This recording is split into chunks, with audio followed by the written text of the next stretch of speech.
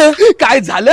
गणेश शेठ, जिच्यासाठी मी सर्व समाजाविरोधात उठाव केला, जिच्यासाठी मी माझ्या घरच्यांसोबत असहकार चळवळ केली, तिनेच माझ्या हृदयाची फाळणी केली. गणेश शेठ, फाळणी केली. म्हणजे गणेश शेठ, 1930 ला सविनय कायदेभंग झाला आणि 2026 ला या गौरव माळोदे पाटलाचा प्रेमभंग झाला. गणेश शेठ, प्रेमभंग झाला. जाऊ द्या गौरव शेठ. गणेश शेठ, पहिल्यापासून आम्ही पर्जन्य छायेच्याच प्रदेशात राहिलेलो आहे.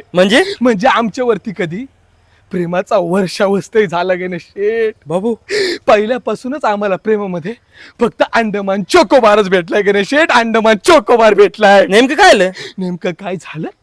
गणेश शेठ, तिने मला काल विचारलं, शून्यातून वर आलेली कंपनी कोणती आहे? तर तिला म्हणलं, शून्यातून वर आलेली फक्त एकच कंपनी आहे, ती म्हणजे ईस्ट इंडिया कंपनी. बाबू, तर मला बोलती, गौरव, माझ्या जीवनातून चले जाओ सायमन, गो बॅक. जाऊ द्या गौरव शेठ. गणेश शेठ, अशा पोरींपेक्षा तर रांगा ना, पर्वत रांगा, अल्प्सच्या पर्वत रांगा परवडल्या. गणेश शेठ. अच्छा. गणेश शेठ, कसं असतं माहिती का? लव्ह इज बिझी, पण मी लायब्ररीत अभ्यास करण्यात बिझी. अरे बाबू, म्हणून ती दुसऱ्या पोरांसोबत बोस्टन टी पार्टी करायला जायची. गणेश शेठ. जाऊ द्या शेठ. गणेश शेठ,